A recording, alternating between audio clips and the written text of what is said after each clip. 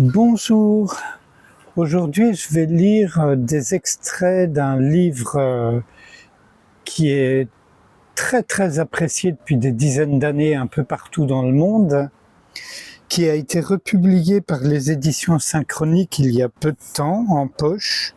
Enfin, quand je dis il y a peu de temps, c'était en 2019, oui, quand même.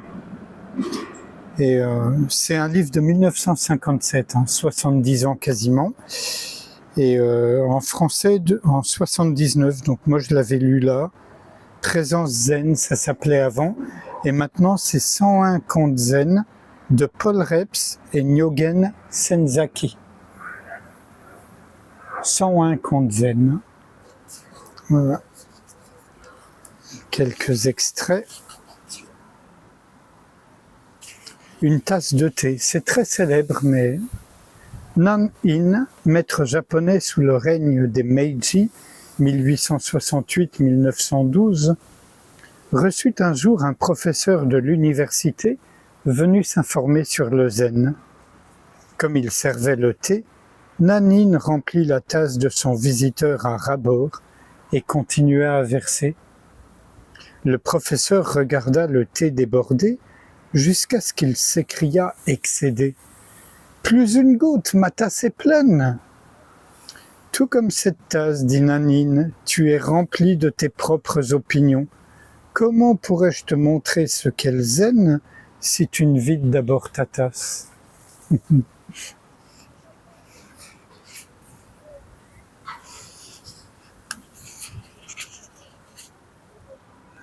On ne peut voler la lune.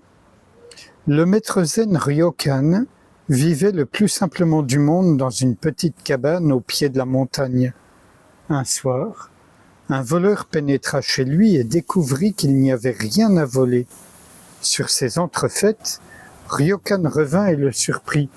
« Tu as peut-être fait un long chemin pour me rendre visite, dit Ryokan au rôdeur. Ne pars pas les mains vides. Je t'en prie, accepte mes vêtements en cadeau. » Le voleur abasourdi s'empara des vêtements et disparut. Ryokan s'assit, nu, regardant la lune.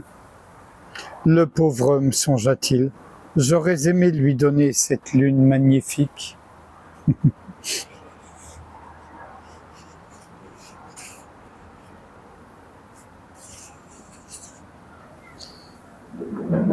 Non loin de la bouddhéité. Un étudiant venu voir Gazan lui demanda « As-tu déjà lu la Bible des chrétiens ?»« Non, fais-moi la lecture, dit Gazan. » L'étudiant ouvrit la Bible et lut ce passage de l'Évangile selon saint Matthieu. « Pourquoi te vêtir de la pensée? Vois comment les lys des champs poussent sans effort aucun. Même Salomon, dans toute sa gloire, s'en trouve éclipsé. Ne pense donc pas au lendemain, car le lendemain se suffit à lui-même. » Gazan dit, ces paroles sont celles d'un homme éclairé. L'étudiant continua à lire. Demande et l'on te donnera. Cherche et tu trouveras. Frappe et l'on t'ouvrira. Car celui qui demande reçoit, celui qui cherche trouve, et à celui qui frappe, la porte lui est ouverte. Gazan commenta. C'est excellent. Celui qui a dit cela n'est pas loin de la bouddhéité.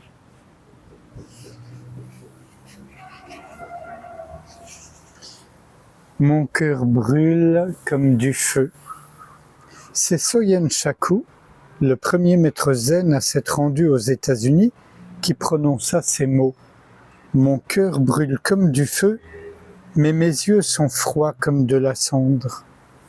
Il avait établi cet ensemble de règles qu'il respecta chaque jour de sa vie. Le matin, avant de t'habiller, brûle de l'encens et médite. Couche-toi et prends tes repas à des heures régulières. Mange modérément et jamais à satiété. Quand tu reçois un hôte, agis comme lorsque tu es seul. Lorsque tu es seul, sois le même qu'avec tes hôtes. Fais attention à ce que tu dis et quoi que tu dises, mets-le en pratique. Quand une occasion se présente, ne la laisse pas passer, mais pense 2 fois avant d'agir. Ne regrette pas le passé, regarde vers l'avenir. Sois brave comme un héros avec le cœur aimant d'un enfant. Lorsque tu vas te coucher, dors comme si c'était ton dernier sommeil. Lorsque tu te réveilles, laisse ton lit derrière toi comme si tu jetais une vieille paire de chaussures. C'est pas ce que je préfère dans les approches zen, mais ça fait partie de ce qui existe.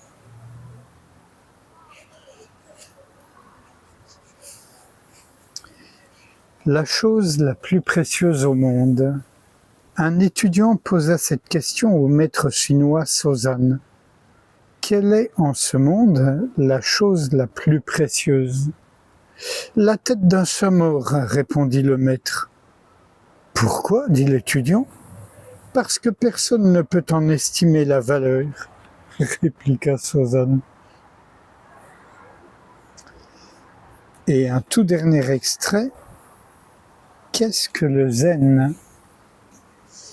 Essayez si vous le désirez, mais le zen vient de lui-même. Le vrai zen se montre dans la vie quotidienne, conscience en action, on pourrait dire présence en action. Plus que toute conscience limitée, il ouvre toutes les portes intérieures à notre nature infinie. Instantanément, le mental se libère, comme il se libère. Les stratifications du faux zen éclatent comme une fiction concoctée par les prêtres et les marchands pour colporter leur propre fonds de commerce. Regardez-le de cette manière, dedans, dehors et dehors, dedans. La conscience partout, globale, à travers vous. Alors, vous ne pouvez vous empêcher de vivre dans l'humilité et dans l'émerveillement. Qu'est-ce que le zen? Une réponse.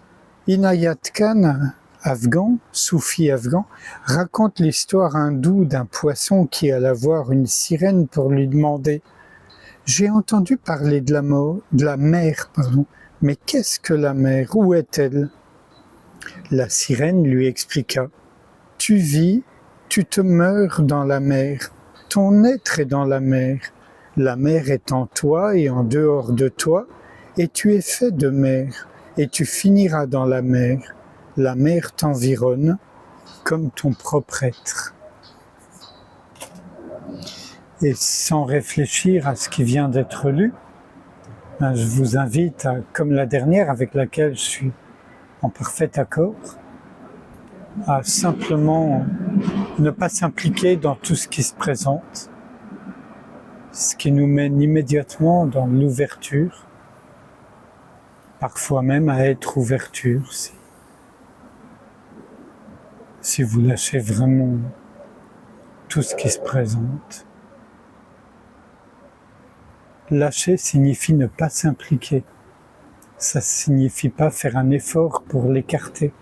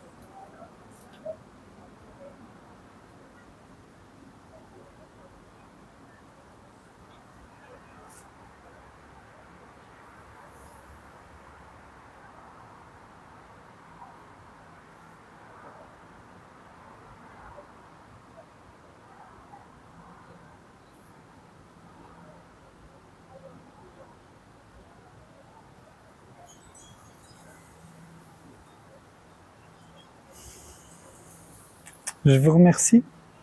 À bientôt.